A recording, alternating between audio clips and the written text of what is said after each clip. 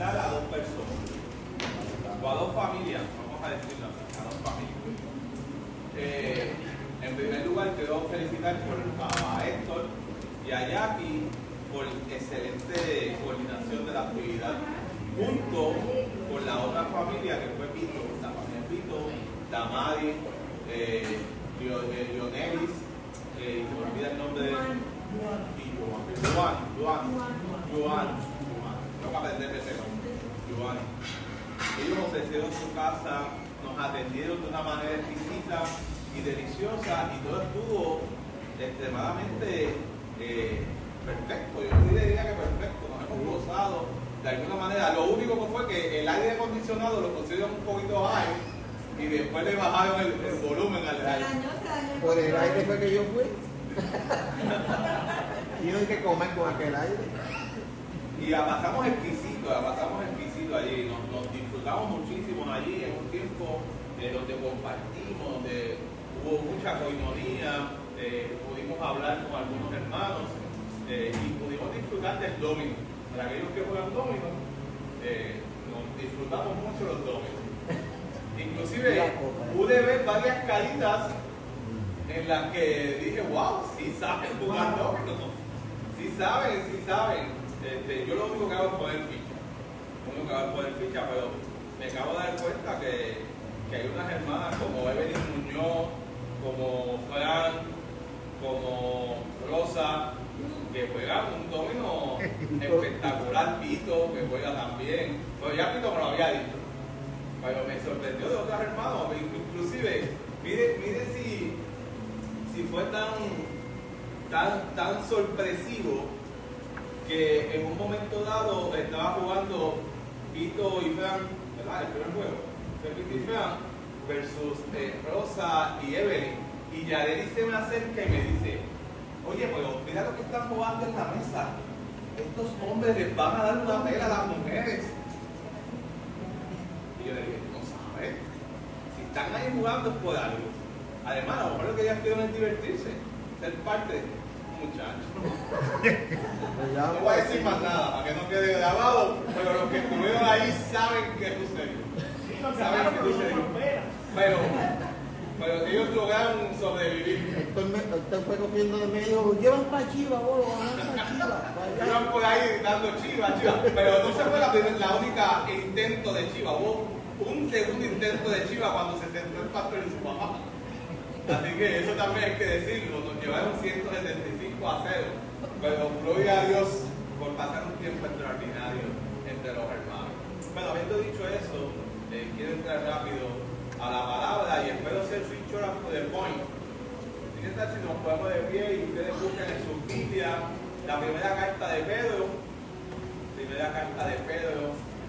capítulo número 1, versículos del 13 al 17, aunque me voy a concentrar en el 17. Amén. Primera de Pedro, capítulo 1, versículos del 13 al 17. Del 13 al 17. Y el tema en esta mañana que Dios ha puesto en mi corazón, quería predicar algo de Navidad. Como empezamos la temporada, pero el Espíritu Santo ayer no me dejó predicar de él. Así que el tema de esta mañana es residentes temporales. Residentes temporales. Dice la palabra del Señor en la primera carta o la primera epístola de Pedro, capítulo número 1, versículo del 13 al 17, y la palabra del Señor se lee en el nombre del Padre, del Hijo y del Espíritu Santo. Amén. Así que preparen su mente para actuar y ejerciten el control propio. Pongan toda su esperanza en la salvación inmerecida que recibirán cuando Jesucristo sea revelado al mundo. Por tanto, vivan como hijos obedientes. Voy a repetirlo. Vivan como hijos obedientes. No vuelvan atrás a su vieja manera de vivir con el fin de satisfacer sus propios deseos. Antes lo hacían por ignorancia, pero ahora sean santos en todo lo que hagan, tal como Dios que los eligió es santo. Pues la Escritura dice, sean santos porque yo soy santo. Ahora el versículo número 17 dice: recuerden que el Padre Celestial, a quien ustedes oran, no tiene favoritos. No tiene favoritos. Él los buscará o los recompensará según lo que hagan. Así que tienen que vivir con un reverente temor de Él durante su estadía aquí, como residentes temporales. Permítanme orar. Señor, te adoramos y te bendecimos. En esta hora, mi Dios amado, te pido que bajes el carbón encendido por mis labios. Padre, que esta es una palabra poderosa, Señor. Una palabra de esa que transforme. De esa palabra, mi Dios amado, de que si estamos cómodos en la silla, mueve nuestra silla para que nos levantemos y nos movamos y nos pongamos en acción, Señor. Padre, que esta palabra sea una palabra viva y eficaz, pero mucho más allá, que es una palabra capaz de transformar nuestros cimientos, capaz de transformar nuestra manera de pensar, Señor. Y mucho más allá de eso, que podamos entender, Señor amado, que el tiempo en el que estamos viviendo es un tiempo pasajero.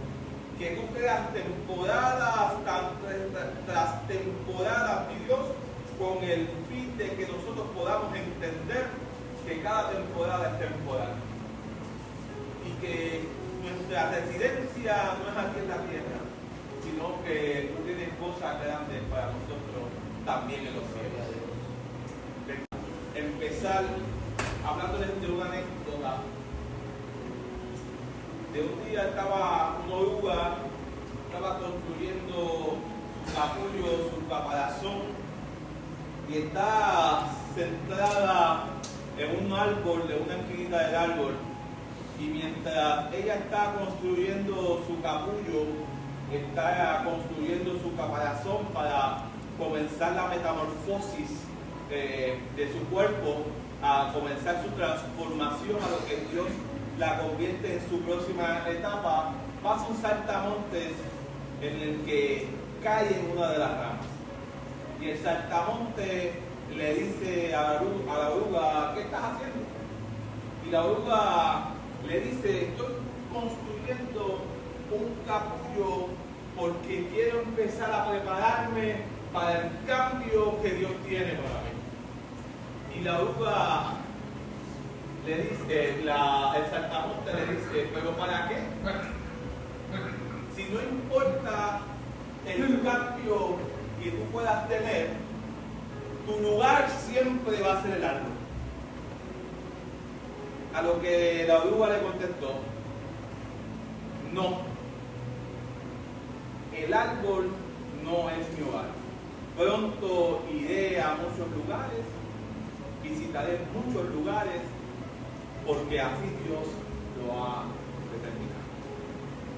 Hay dos enseñanzas que quiero resaltar en esta pequeña historia, leyenda, anécdota, como usted quiera ponerle.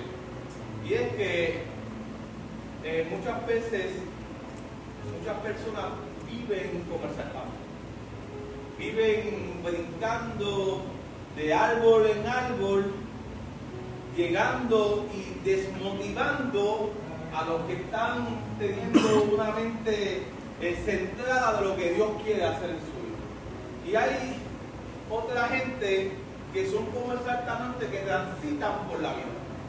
Van transitando, van caminando de árbol en árbol, de temporada en temporada, pero sin la necesidad y la capacidad de construir algo para el futuro, algo mucho más allá. Así que tú y yo necesitamos entender, en primer lugar, que el saltamonte tiene un mensaje, pero tú como oruga tienes que tener los pies puestos en la tierra. Amén. Amén. En primer lugar, los cristianos, los creyentes, necesitamos ver y ser y vivir como vive la oruga.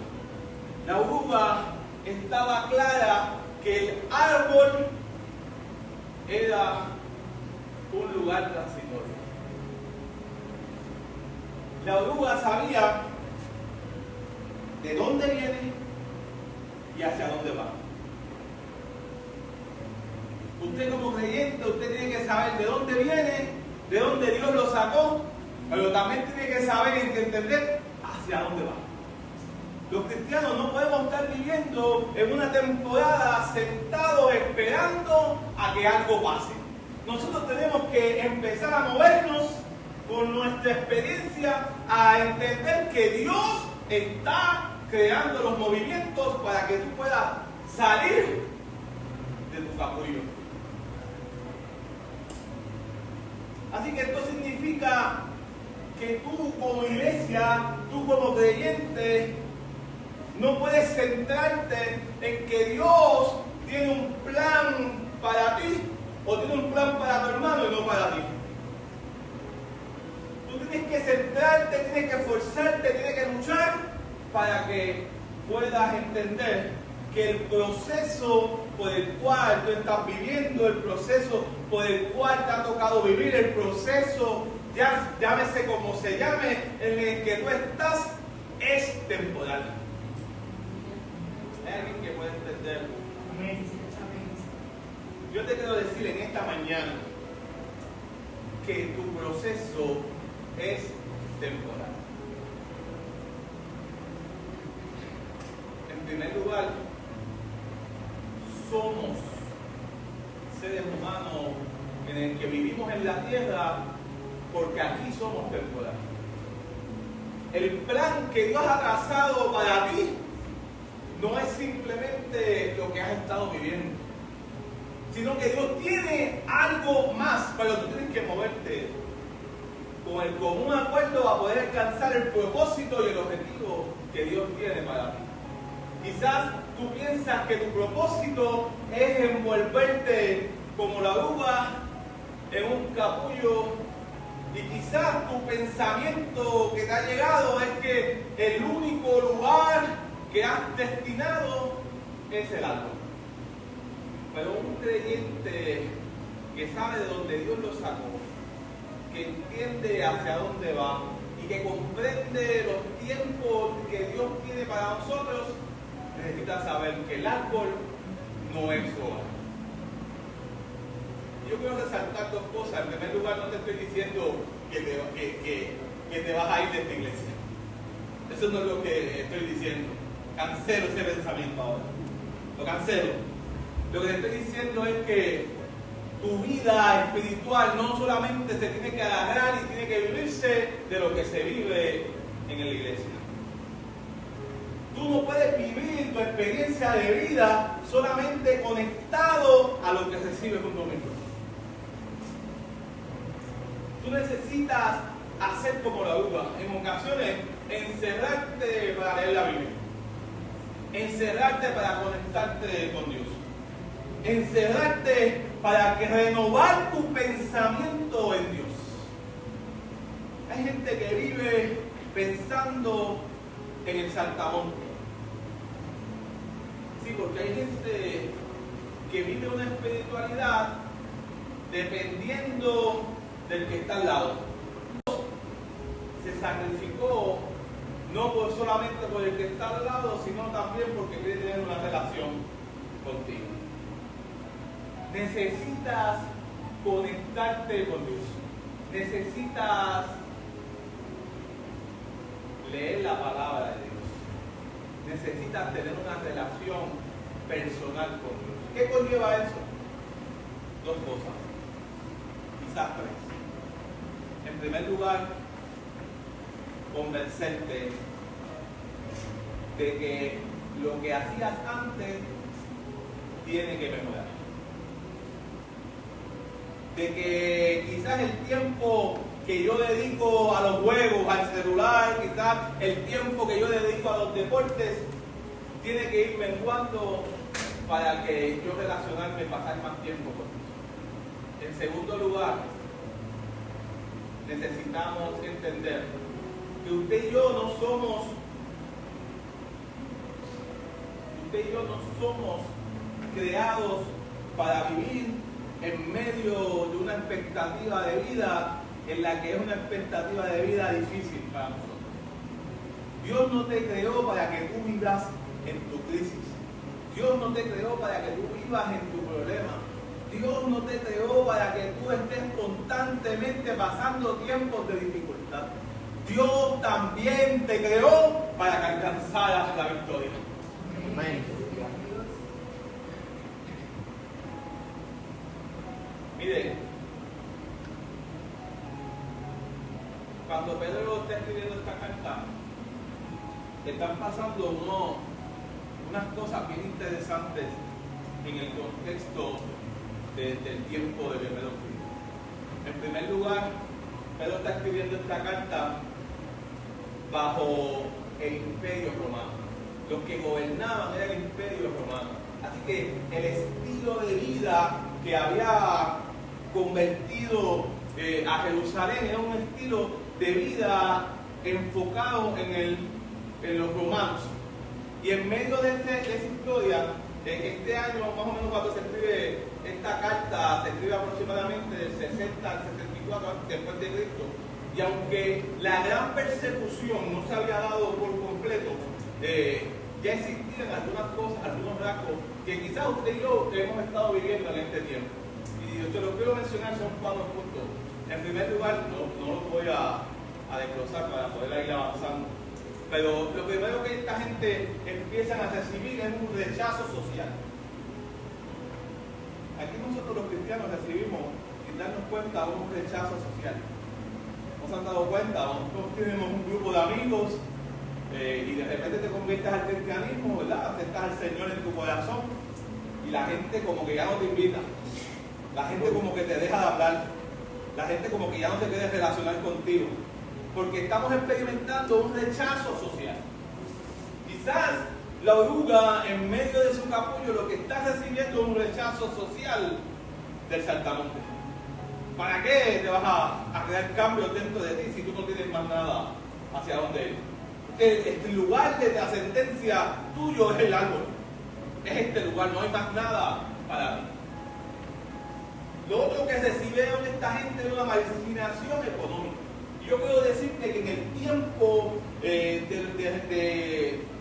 tiempo, en esa época, solamente el 97% o solamente el 3% eran personas de dinero. El otro 97% eran pobres. Dependían de la pesca, dependían de la agricultura. Así que eran pobres. Te escucho bien, el 3%. El otro 97% nos tocaba lo difícil. Esto parece hoy con Luma y como que, aunque ahora hay, pero también somos presionados económicamente. 2, había burla pública. Se burlaban de los judíos en aquella época, de los cristianos eran perseguidos. Como parece que estamos siendo perseguidos ahora. Y número 4, había una presión para adorar al emperador. En aquel momento que el que dirigía, el que imperaba, el que reinaba en aquella época, gobernaba, era Nerón. Así que había un movimiento para que adoraran a Nerón.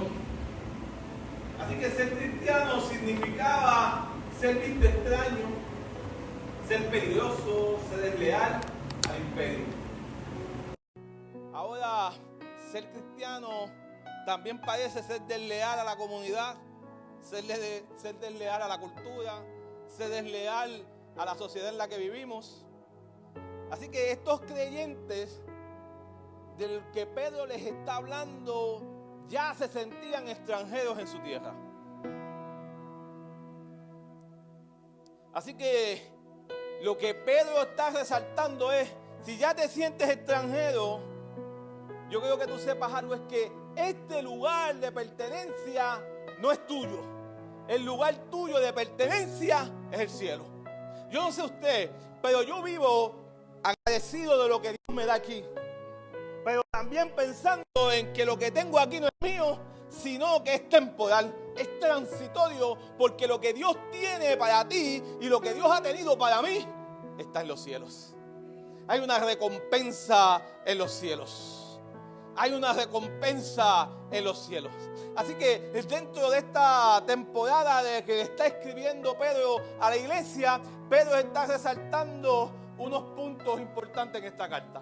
En primer lugar, Pedro está resaltando algo bien importante, que es que usted tiene que tener 3 elementos en la vida cristiana, en la vida del creyente. En primer lugar, la obediencia. En segundo lugar, la fe. Y en tercer lugar, usted tiene que tener esperanza. La vida en la que usted vive tiene que obedecer a Dios, tiene que cargar mucha fe, tiene que tener la fe. Mira, el juego de la fe es muy importante en la vida del creyente, porque la Biblia dice que es imposible agradar a Dios. Así que uno de los elementos más importantes del creyente es tener fe. Y si usted tiene fe, yo quiero decirle que por añadidura viene la confianza y viene la esperanza. Así que son 3 elementos que Pedro le está enfatizando a la iglesia que tienen que cargar. Y en medio de esa temporada le dice que esas 3 cosas le garantizan la salvación. Déjame volvértelo a repetir por si no lo entendiste. La obediencia, la fe y la esperanza son lo que garantiza la salvación. Porque esos son los 3 elementos que te mantienen en el capullo, listos para que seas transformado para lo que Dios tiene para tu vida. Déjame decirte algo que no te dije en la anécdota. Si la oruga tiene un proceso de metamorfosis. La oruga se envuelve en hilos, se envuelve en lo que él mismo crea y hasta cubrirse por completo. Y allí pasa un tiempo y no sale de ese lugar hasta que haya una transformación real en su vida. Y cuando sale se convierte en una de las creaciones más maravillosas que usted puede ver en la creación. Se convierte en una mariposa. Yo no sé si usted ha visto las mariposas, lo hermosa que es, lo frágil, pero lo hermosa que es. Porque de un gusano Dios hace algo extraordinario.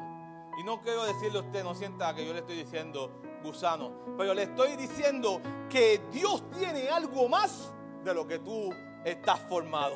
Dios te está invitando en esta mañana a que te envuelvas en su capullo para que Dios cambie y transforme cosas extraordinarias. Tampoco te estoy diciendo que vas a ser una mariposa. Te estoy diciendo que vas a estar mejor de lo que Dios, de lo que tú tienes que pensar. Dios tiene algo mejor para ti. Aleluya. Déjeme entrar en los puntos del bosquejo, porque quiero ser rápido. Quiero ser rápido, créanme. En primer lugar, el capítulo 13 nos llama a tener una vida acorde a la de ser hijo de Dios. Y nos dice y nos enfatiza que usted tiene que tener una mente preparada. Así que el primer punto de esta mañana es que un residente temporal vive con una mente preparada. El cambio no se da de la noche a la mañana, sino que el cambio empieza en tu mente.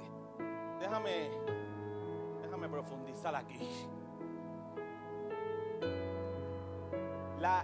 La serpiente en el Edén, ¿sabe cómo comenzó a cambiar la mentalidad de Eva? Cuando le dio un mensaje a Eva erróneo. Y ese mensaje llegó a su mente. Después de ahí, Eva dejó de pensar en lo que Dios había dicho y en las instrucciones que habían dejado. Cuando Adán habla con Eva, lo otro que hace Eva es que lo que le metió la serpiente en la mente a Eva, se lo pone después a Adán. Y ambos pecan contra Dios porque donde inicia los errores, pero donde también inician las transformaciones, es en la mente. Pedro nos está diciendo, si hay algo que usted tiene que entender es que para poder llevar una vida acorde y conectada a la de Dios y ser hijo de Dios, usted tiene que empezar a tener una mente preparada, conectada, centrada, conectada al Espíritu, centrada en Dios, en las cosas de Dios. Pablo dice, pongan su mirada en el autor y consumador de nuestra fe. Porque si tenemos nuestra mente centrada en las cosas terrenales, perecemos, nos fatigamos, nos confundimos, nos da depresión, nos da ansiedad. Porque estamos centrados en lo que vemos momentáneamente. Pero Dios dice, no, mantengan su mente preparada y conectada a mí para que ustedes puedan alcanzar lo que yo tengo preparado para ustedes. Una vida del creyente conectada con el Espíritu Santo y con Dios nos hace ver más allá de lo que pueden ver tus ojos. El Espíritu Santo puede alcanzar y llevarte a diferentes distancias, a diferentes temporadas. El Espíritu Santo no solamente está para escucharnos, sino que está para guiarnos en el propósito que Dios tiene para tu vida. Escúchame bien, Dios tiene un propósito para tu vida. Voy a volver a repetir. Dios tiene un propósito para tu vida. Y lo voy a volver a repetir. Dios tiene un propósito para tu vida. Y no me voy a cansar de decírtelo, que Dios tiene un propósito para tu vida. La temporada, la crisis, los problemas, las situaciones que tú puedas estar experimentando son temporales. Porque Dios tiene una respuesta, Dios tiene una salida, Dios tiene una mano, Dios tiene un pie, Dios tiene una cabeza que va a sacarte del lugar donde has estado estancado. Si usted se siente estancado y en problemas, déjeme decírselo una vez más, esta crisis es temporal. Dios tiene algo más para ti. Dios quiere cumplir su propósito en ti. Yo tengo un problema. El texto dice, por lo tanto, ceñid los lomos de vuestro entendimiento. Y yo creo que tú sepas qué significaba eso en el texto, porque yo sé que si yo le digo ceñid los lomos, usted va a decir. Así que cuando usted busque información, usted se va a dar cuenta que la vestimenta, la túnica que llevaban en aquella época, era una túnica larga y tenía un montón de cosas. Y cuando Pedro está diciendo a la iglesia, ciñan sus lomos, lo que le está diciendo es, cojan la túnica, agárrenla, amárrenla, apriétenla, sujétenla y empiecen a correr. Porque la túnica se convertía en un impedimento para lo que Dios quería alcanzar. La túnica se convertía en un impedimento para lo que tú querías hacer y querías continuar haciendo. Y cuando la túnica te enredaba en los pies, tú te caías. Así que cuando la gente se ceñían las ropas, se la amarraban para poder caminar más rápido y que la ropa no le impidiese hacer el trabajo que ellos tenían cometido. Cuando Pedro le está diciendo a ellos, ciéndanse los lomos y preparen su mente, es que le está diciendo, conéctense a Dios. Quítense los que les estorba. Salgan de aquello que les impide conectarse con Dios. Porque la gente cristiana necesita entender que vuestro entendimiento tiene que estar conectado al entendimiento de Dios. Tú tienes que entender y tienes que estar listo, porque cuando la experiencia que tú estás viviendo, la crisis que tú estás viviendo es una crisis temporal, tú tienes que estar listo para correr y salir de la crisis. No puedes estar pensando en la crisis todo el tiempo, porque te da depresión, porque te da ansiedad. Más bien lo que el Espíritu te dice es, ciñete los lomos, ponte las tenis de correr. No vayas hoy a la iglesia en zapatos, ven tenis. Los caballeros tienen algo para nosotros ahorita. Me contaron, no sé, eso me contaron. Así que vengan en tenis, porque luego hay cosas que hacer. Cuando hay que trabajar, uno tiene que estar listo y preparado. El Espíritu nos quiere listos y preparados para la nueva temporada. Yo no sé por lo que tú estás pasando en tu vida, pero yo quiero decirte algo bien importante. Tú necesitas estar preparado para lo que Dios tiene para ti. Para lo que Dios tiene para ti. Dios tiene algo grande para ti. Y no puedes seguir pensando en el pasado. Tienes que empezar a soltar para poder recibir lo que Dios tiene para ti. Aleluya. Prepara tu mente. Prepara tu mente. 2. Un residente temporal no es una copia de la cultura. Ahí vamos. Seguimos continuando. Un residente temporal no es una copia de la cultura. Pedro parece decirnos, ya ustedes no son lo mismo que antes. Ya ustedes no son lo que eran antes. Pedro parece decirnos, bueno, ya tú tienes que entender que el estilo de vida que Dios ha puesto en ti y la manera ahora de vivir que tú tienes no es la manera de vivir que vive el mundo. Así que deja de estar mirando el saltamonte. Deja de estar pensando en el saltamonte cuando Dios tiene algo diferente. Tú no puedes ser saltamonte. Tú eres oruga. Alguien que me ayude con esa palabra. Oruga. Oruga. Ténganme paciencia, lo dije ahorita del Mari. Tienen que tenerme paciencia esta mañana. Ustedes no son orugas, ustedes no son saltamontes, ustedes son orugas. El árbol es una temporada en sus vidas. Dios los quiere cambiar y transformar. Así que cuando usted salga del caparazón, cuando usted salga del embollo que tiene, usted tiene que entender que Dios va a hacer algo, que ya usted no va a ser un gusano, que ya usted no va a ser una oruga, usted va a hacer algo diferente. La cultura no te puede dominar. No, es que fulano y fulana visten de tal manera. Es que fulano y sultana son de tal. Es que Perencejo es también de...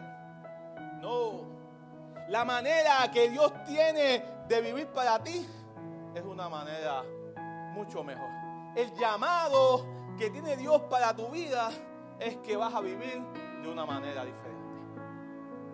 Ay, pastor. Ay, pastor. Escúcheme. Dios tiene algo mejor. Dios tiene algo mejor. ¿Sabes qué? La manera de vivir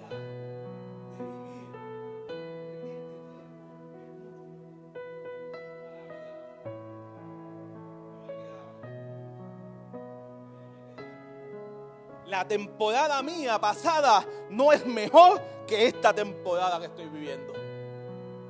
Tengo menos amigos, tengo menos familiares, pero estoy convencido que esta temporada es mucho mejor. Y no porque desprecio a mis amistades, los amo donde quieran que estén, si me estén viendo por Facebook, los llevo en el corazón. Aquí también hay espacio para ustedes. Pero la vida que yo estoy viviendo es una vida extraordinaria. Es una vida en la que me siento orgulloso de quién soy, de lo que porto, de lo que hago. Muy diferente a la vida que llevaba antes. El llamado de Dios es que dejemos de vivir la vida que vivíamos antes, con el fin de satisfacer nuestros propios deseos. La vida que Dios tiene para ti no es para satisfacer tus propios deseos. Es para que tú tengas una conexión con Dios. Para que Dios te pueda llevar y alcanzar el propósito que Él tiene para ti. Y eso va a satisfacer tus deseos. Tiene un propósito para ti. Tiene un sentido de vida para ti. No solamente sentarte en la silla, sino que puedas convivir con esta iglesia. Que podamos vivir en coinonía. Y que juntos tengamos un propósito en la iglesia. Yo no sé usted. Quizá usted tuviera su propósito de ir a trabajar, tener unas metas, ganar un dinero, tener una casa. Pero Dios es mucho más allá. Quizá usted tenía 4 hermanos y 3 primos. Pero ahora somos mucho más. Ahora la familia, cuando uno cae, la familia se desaparece. Algunas. Los amigos a veces se desaparecen. Algunos. Pero qué bueno que Dios te ha traído una iglesia y les ha traído a cada uno de ustedes a esta iglesia donde ambos somos capaces de levantarnos y de caminar. Dios nos ha dado un sentido y un propósito. El problema con esta palabra es la vara. Les voy a explicar. El problema es que Pedro ha subido la vara a un nivel que muchos de nosotros les hemos cogido miedo. Porque Pedro les dice, si ustedes son hijos de Dios, necesitan cambiar su manera de vivir, porque como ustedes deben de ser santos, como su Dios es santo. Y entonces nosotros vemos esa vara de Jesús tan alta que nos sentimos incapaces de llegar a la vara. Pero se nos olvida que Dios nos ha dado el Espíritu Santo. Se nos olvida que Cristo murió por ti en la cruz para que llegaras a la vara. Usted necesita ser santo porque Dios quiere que usted sea santo. Mire, la palabra santo, déjame buscarla por aquí porque me fui del bosquejo. Problema que tiene el pastor, pero tranquilo. Ámelo.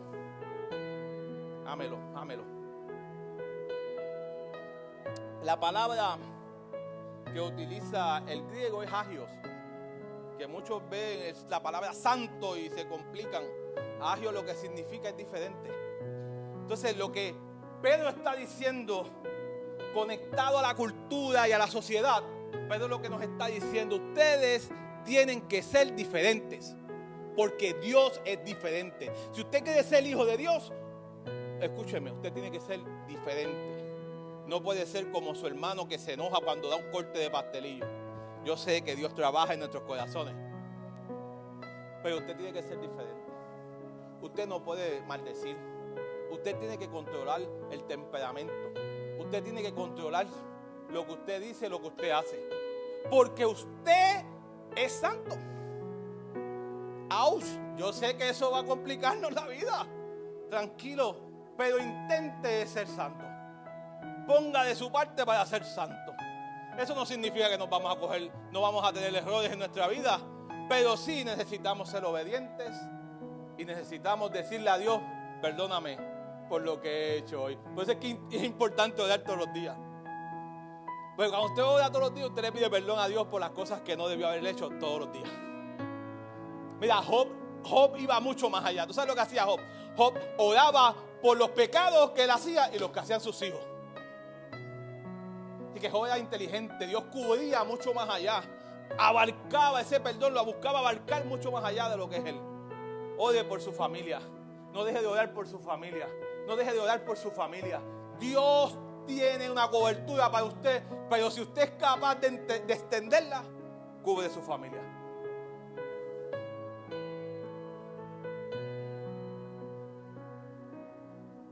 Ustedes, deme la oportunidad, porque si yo voy por el bosquejo, salimos tarde. 3 y voy a tratar de que sea el último. Una residencia temporal camina durante su estadía. ¿Te escucho bien? Cuando somos residentes temporales, caminamos en reverencia a Dios. Lo que me hace a mí ser santo, lo que me hace a mí ser diferente, no es que yo sea mejor que los demás, es que yo soy reverente a Dios. Es que yo escucho la voz de Dios y la obedezco. Es que yo tengo tanta fe en que Dios puede cambiarme que soy diferente y cambio. Es que yo tengo tanta esperanza en lo que Dios puede hacer en mí que soy capaz de cambiar y transformar y ser transformado. El llamado en esta mañana es, por ende, es que tú puedas entender que ni la cultura ni el saltamontes pueden cambiar lo que Dios ha determinado para ti. Tú como creyente necesitas entender que en esta temporada temporal sabes de dónde vienes y hacia dónde vas. Agar en un momento dado coja a su hijo y huye de la casa. No vamos a hablar del bochinche y del problema, no quiero hablar de eso. Quiero hablar del encuentro que ella tuvo en el desierto. Cuando soltó a su hijo y se fue y dijo: aquí vamos a morir los dos. Y en ese desierto Dios se encontró con Agar.